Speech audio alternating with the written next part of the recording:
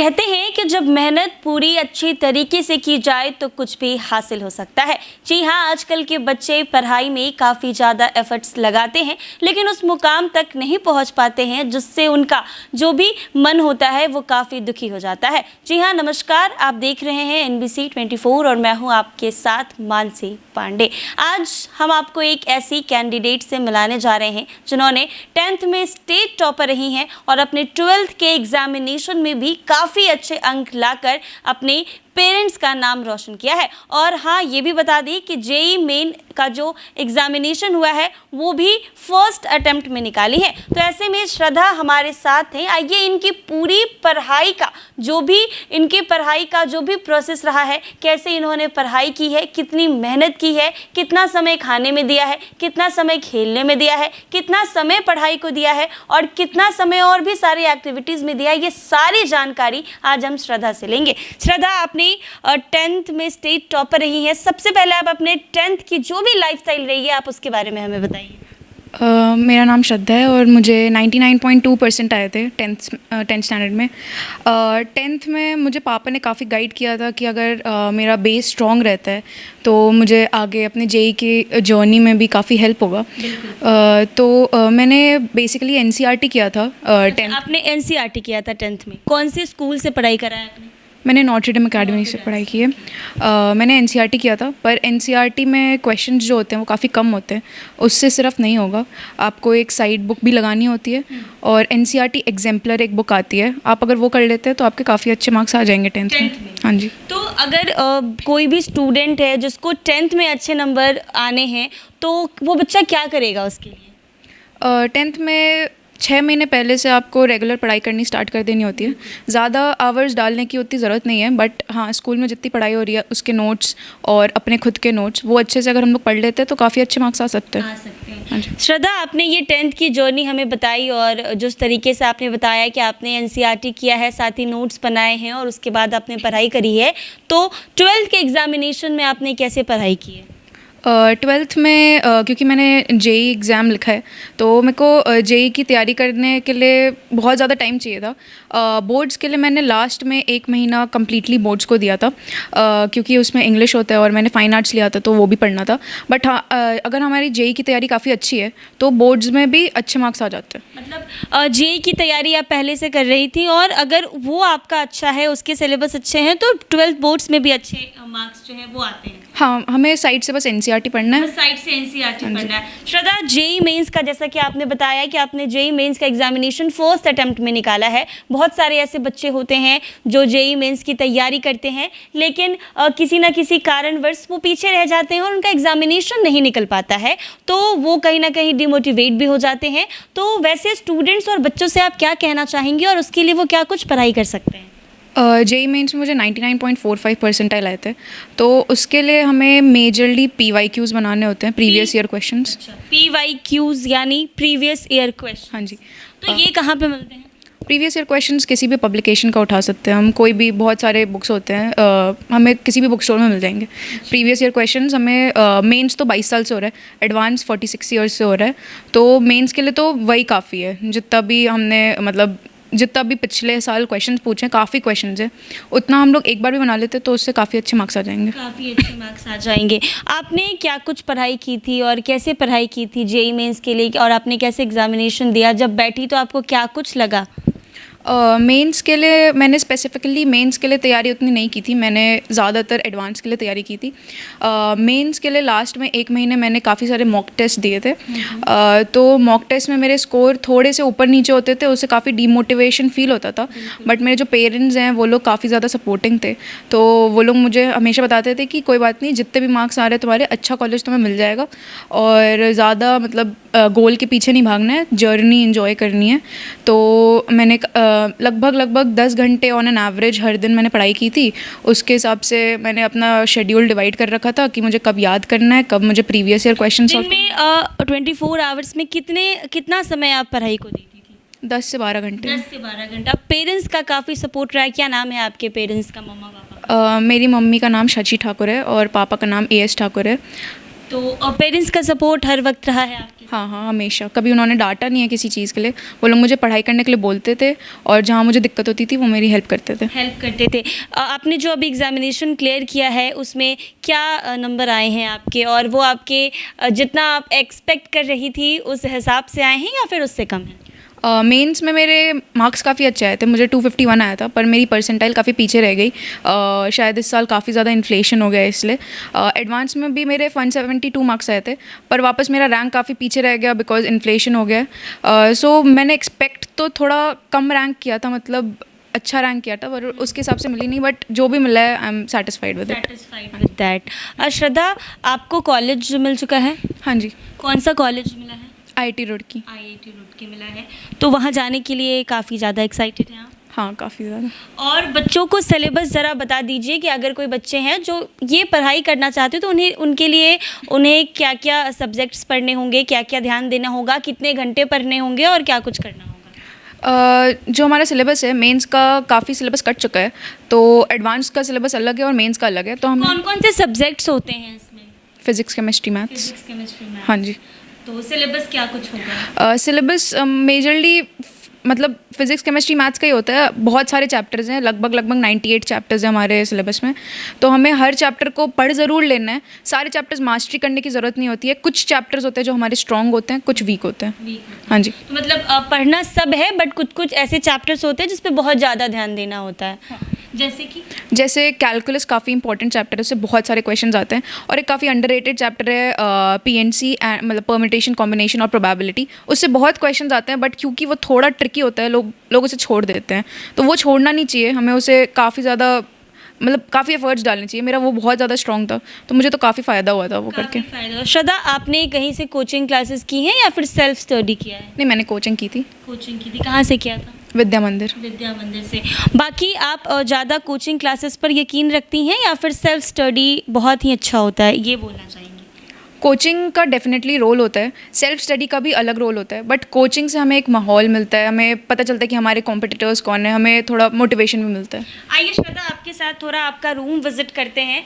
आप हर तरफ सिर्फ और सिर्फ पढ़ाई का लगा चुकी हैं। ये सारे आपने लगा के रखे हैं, ये सब कुछ क्या है? श्रद्धा, इधर आइए आप पहले।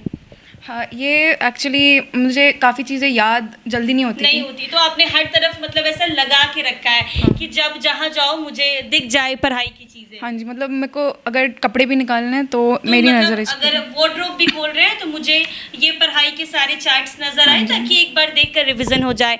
और ये श्रद्धा का स्टडी टेबल है, और स्टडी टेबल पर भी आपने ऐसे लगा रखा है। मोस्ट ऑफ द टाइम आपके रूम्स के तो मुझे लगता है यहीं पर स्पेंड होते होंगे। हाँ, मोस्टली मैंने टेबल पे ही पढ़ाई की है, बट कभी कभी मैं बेड के नीचे मूड़ा लगा के फिर उस पर पढ़ लेती थी। उस पर भी पढ़ लेती थी? मतलब सोते उठते बैठते हर वक्त सिर्फ और सिर्फ पढ़ाई? हाँ, लगभग है ना। श्रद्धा, तो आपने देखा, श्रद्धा ने बताया कि रूम में हर तरफ पढ़ाई का ऐसा सेक्शन लगाया है ताकि अगर रूम में कुछ भी किया जाए तो मुझे सिर्फ पढ़ाई नज़र आए। और श्रद्धा के रूम में एक और काफ़ी इंटरेस्टिंग एक्सरसाइज की जो एसेसरीज़ है वो मुझे देखने को मिली है। ये इसका क्या था रोल आपके पढ़ाई में? मेरे टीचर्स मुझे कहते थे कि तुम्हें फिजिकल एक्सरसाइज करने की ज़रूरत है, पर फिजिकल एक्सरसाइज की ज़रूरत है। मतलब पढ़ाई है तो पढ़ाई में फिजिकल एक्सरसाइज भी होनी चाहिए, है ना? हाँ, फिर मुझे लगता था टाइम वेस्ट हो रहा है, तो मेरे पापा। अच्छा, फिजिकल एक्सरसाइज में टाइम वेस्ट हो रहा है? मुझे ऐसा लगता था, तो मेरे पापा ने ऐसा कुछ नया डिवाइस किया कि इसे ले लेते। फिर रूम में ही रखो और ऐसा एक्सरसाइज करते करते पढ़ाई करो। मतलब ये भी ऐसा ही? हाँ, ऐसे ही। मतलब एक्सरसाइज भी कर रहे हैं और पढ़ाई भी कर रहे हैं। हाँ, यही। तो इंटरेस्टिंग भी हो गया और पढ़ाई भी हो गई। हाँ जी, बिल्कुल। और इधर भी आपने लगा रखा है ये सारे फार्मूला। मुझे तो कुछ समझ नहीं आ रहा है क्योंकि ये मेरे फील्ड का नहीं है, बट आपके फील्ड का। श्रद्धा, बताइए ये सब कुछ क्या है? ये एक्चुअली फिजिक्स है और ये पूरा मैथ्स है। ये इंपॉर्टेंट फार्मूले हैं जो मैंने एग्ज़ाम के 1-2 दिन पहले रिवाइज करने के लिए लगाए थे, पर लगभग रोज़ ही रिवाइज हो जाता था। अच्छा, लगभग रोज रिवाइज हो जाता था। मतलब जब भी यहाँ कुछ काम आया तो रिवीजन? हाँ, मतलब मुझे कुछ भी याद नहीं हो रहा है तो मैं अगर यहाँ पे लगा रही हूँ तो मेरे को याद हो जाएगा फिर। याद हो जाएगा। तो आपने देखा कि एक मुकाम पाने के लिए और कहीं पर निकलने के लिए कितनी ज़्यादा मेहनत करनी पड़ती है। इस छोटी सी बच्ची ने काफ़ी ज़्यादा मेहनत किया है और अपने एक अटेम्प्ट में इसने अपनी पढ़ाई निकाली है। वाइट बोर्ड भी लगा रखा है और इस पर भी कैलकुलेशन शायद बने हैं इनके, और टाइमिंग नोट कर रखा है। ये टाइमिंग क्या है श्रद्धा? यहाँ पर टाइम लिखा है आपने। मैं एग्जैक्टली मतलब जितना भी मैंने टाइम पढ़ा है वो मैं एग्जैक्टली रिकॉर्ड करती थी एक टाइमर लगा के। और मेरे पापा ने मेरे को एक टारगेट दे रखा था कि तुम एक्स्ट्रा 2 घंटे मतलब 10 घंटे के अलावा अगर जितने भी घंटे पढ़ती हो वो एक्स्ट्रा तुम निकालो, तो that will be equivalent two days की तुमने इतने ज़्यादा दिन पढ़ लिए। इतने ज़्यादा दिन पढ़ाई की है, मतलब अगर रूम में कुछ भी हो रहा है तो उसको पढ़ाई से जोड़ देना है। हाँ, मतलब रूम में जो भी है मतलब तुम्हें पढ़ना है, यहाँ इस रूम में बैठना है तो पढ़ना है, सिर्फ बाकी पढ़ना टाइम। है। हाँ जी। बिल्कुल श्रद्धा। तो देखा आपने कि रूम में हर तरफ सिर्फ और सिर्फ पढ़ाई की चीज़ें ही नज़र आ रही होंगी। आप वीडियो में देख रहे होंगे मेरे आसपास हर तरफ सिर्फ पढ़ाई है। इधर भी काफ़ी सारे मॉडर्न पीरियोडिक टेबल्स एलिमेंट्स लगाए गए हैं, फार्मूला श्रद्धा ने लगाया है। इसके साथ इधर भी सिर्फ और सिर्फ श्रद्धा ये सारी चीज़ें शायद केमिस्ट्री है, शायद केमिस्ट्री है। मुझे समझ नहीं आ रही है लेकिन फिर भी थोड़ी बहुत आ रही है क्योंकि 10th 12th तक मैंने भी पढ़ा है। तो ये केमिस्ट्री है ना, और यहाँ से आप देख देख के पढ़ती थी। मतलब ये बेड है, इस बेड से अगर उधर चलो तो भी पढ़ाई, और इस बेड से अगर इधर घूमो तो भी पढ़ाई, और अगर बेड से उठ जाओ तो भी पढ़ाई, और अगर बेड के पीछे जाओ तो भी पढ़ाई, है ना। हर तरफ पढ़ाई पढ़ाई। मतलब ये मेंस क्लियर करने में आपने अपने रूम में हर तरफ सिर्फ पढ़ाई रखा है और काफ़ी जी जान से मेहनत लगाई है, बिल्कुल। है ना। श्रद्धा, एक और मैं जाते जाते आपसे सवाल करना चाहूँगी कि आगे चलकर फ्यूचर क्या देखती हैं, क्या बनना चाहती हैं? मुझे प्राइवेट सेक्टर में जाना है, मुझे कॉर्पोरेट प्राइवेट सेक्टर में जाना है। लोग आजकल सरकारी नौकरी के पीछे भागते हैं, and you are saying that you have to go with corporate and private sector, why this is? क्योंकि मेरे दोनों पेरेंट्स वर्किंग है और दोनों गवर्नमेंट जॉब में ही है, और मैंने अपनी पूरी ज़िंदगी देखा है कि मतलब फादर मदर दोनों गवर्नमेंट जॉब में है और still you want corporate sector, why? हाँ, क्योंकि मैंने अपनी पूरी ज़िंदगी देखा है कि मेरे दोनों पेरेंट्स का ट्रांसफ़र होता रहता है। कभी मम्मी चली जाती है, कभी पापा चले जाते हैं, तो मुझे ऐसी ज़िंदगी नहीं चाहिए, मुझे थोड़ा स्टेबिलिटी चाहिए। थोड़ा स्टेबिलिटी चाहिए। तो ठीक है, गवर्नमेंट सेक्टर में ट्रांसफ़र होते रहते हैं, बट आपका जो जॉब है वो सेटल्ड होता है, वो उसकी स्टेबिलिटी होती है। बट अगर कॉर्पोरेट सेक्टर की बात की जाए तो जॉब स्टेबिलिटी शायद कम होती है वहाँ। हाँ, मैंने सोचा है कि मैं कॉर्पोरेट सेक्टर ज्वाइन करूँगी। आगे जाके मेरा थोड़ा सा स्टार्टअप का प्लान है, बट अभी वो इतना फिक्स्ड नहीं है। स्टार्टअप, खुद का ओन स्टार्टअप। हाँ जी, हाँ जी। Business like. बट अभी वो काफ़ी वेग है, उतना प्रॉमिसिंग नहीं है अभी वो। अच्छा। लड़की होकर इतना कुछ सोच रही हैं, और हमारे बिहार की बात की जाए या फिर पूरे देश की बात की जाए, लड़कियां अभी भी बहुत सारी ऐसी लड़कियां हैं जो पीछे हैं, जो पढ़ाई में आगे नहीं बढ़ पाती हैं। कहीं ना कहीं या तो फैमिली सपोर्ट नहीं मिलता है या फिर फाइनेंशियली सपोर्ट नहीं मिलता है। तो वैसी लड़कियों को क्या बोलना चाहेंगे जिनका पढ़ाई का मन होता है लेकिन पेरेंट्स शादी करा देते हैं या फिर शादी के बंधन में बांध देते हैं? तो वैसी लड़कियों के लिए एक मैसेज तो श्रद्धा की तरफ से ज़रूर बनता है। लॉकडाउन के बाद हमारी ऑनलाइन की जो दुनिया है वो काफ़ी ज़्यादा इवॉल्व हो गई है, तो यूट्यूब से भी हम काफ़ी सारी चीज़ें सीख सकते हैं। तो अब आपकी शादी भी हो गई है, तब भी आपको कभी तो अकेले का टाइम मिलता होगा, तो आप यूट्यूब से काफ़ी चीज़ें सीख सकते हो, अपने आप को अपस्किल कर सकते हो। फिर अगर आप अपने आप को अपस्किल कर लेते हो, काफ़ी ज़्यादा स्किल्ड हो आप, तो आपको फिर कहीं भी जॉब लगने में कोई दिक्कत नहीं होगी। दिक्कत नहीं होगी। और वैसी लड़कियां जिन्हें आगे बढ़ना है और परिवार का सपोर्ट नहीं मिलता है, तो उनके फैमिली वालों को क्या मैसेज देंगी? हम लड़कियां हैं ना, क्योंकि हमें कुछ अच्छा करना होता है, बट सोसाइटी हमें वो जगह नहीं देती है कि हम कुछ अच्छा कर ले, और अगर कुछ अच्छा भी करें तो टांग खींचने वाले बहुत लोग आ जाते हैं। तो क्या मैसेज होगा आपका? मेरे ख्याल से बाकियों की बातें नहीं सुननी चाहिए। अगर हमारे पेरेंट्स हैं, अगर हमारे पेरेंट्स हमें सपोर्ट कर देंगे, बस उतना ही हमारे लिए काफ़ी होता है। बट जो पेरेंट्स हैं जो सपोर्ट नहीं कर रहे हैं, मैं ये कहना चाहूँगी कि मेरे हिसाब से लड़कों से थोड़ा ज़्यादा हार्ड वर्किंग लड़कियाँ होती हैं, तो उन पे अगर भी ज़्यादा करती हैं। हाँ एग्जैक्टली, तो अगर आप उन पे इन्वेस्ट करोगे तो आई एम डैम श्योर कि वो लड़कों से ज़्यादा आउटपुट देंगी। बिल्कुल, थोड़ा सा आप प्यार देंगे, थोड़ा सा सपोर्ट देंगे, तो लड़कियाँ जो हैं वो लड़कों से ज़्यादा बढ़कर आपको दिखाएंगी, हाँ, है ना। हाँ। तो अब श्रद्धा, आपकी यहाँ से जाने की प्लानिंग है, अब तो आप शिफ्ट हो रही हैं, तो कब जा रही हैं आप? मैं 28 को निकल रही हूँ। 28 को निकल रही है। उसके बाद एकदम लाइफ सेट करना है और एकदम उड़ते जाना है, जितने आगे तक उड़ चलो। हाँ जी, हाँ जी, बिल्कुल। तो देखा आपने, ये श्रद्धा की कहानी थी। उनका एक पूरा दुनिया, उनका एक कमरा था, अपने एक कमरे को, छोटे से कमरे को उन्होंने अपनी दुनिया बना रखी थी। हर तरफ पढ़ाई की दास्तान लगा रखी थी। वो अपने कमरे में कहीं भी जाती थी, उन्हें सिर्फ और सिर्फ पढ़ाई नज़र आती थी, चाहे वो वार्डरोब खोल रही हो या फिर बेड पर सो रही हो। तो ऐसे में अगर लड़कियां ऐसी जी जान लगाकर मेहनत करें तो उन्हें आगे बढ़ने से कोई भी नहीं रोक सकता है। लेकिन हाँ, एक बात ज़रूर है कि लड़कियों की पढ़ाई में और लड़कियों को आगे बढ़ने में परिवार वालों का काफ़ी ज़्यादा सपोर्ट रहता है। तो उन सभी पेरेंट्स से रिक्वेस्ट है कि अगर आपकी लड़कियां पढ़ना चाहती हैं तो प्लीज़ उन्हें पढ़ाएं, रोके नहीं, आगे बढ़ने दें। वो डैम श्योर है कि आपके लड़कों से ज़्यादा मेहनत करके आपको दिखाएंगी और आगे बढ़ेंगी। तो कैसी लगी आपको श्रद्धा की स्टोरी, ज़रूर कमेंट सेक्शन में बताएं और हर लड़की को सपोर्ट करें। श्रद्धा ने भी काफ़ी मेहनत और जी जान लगा के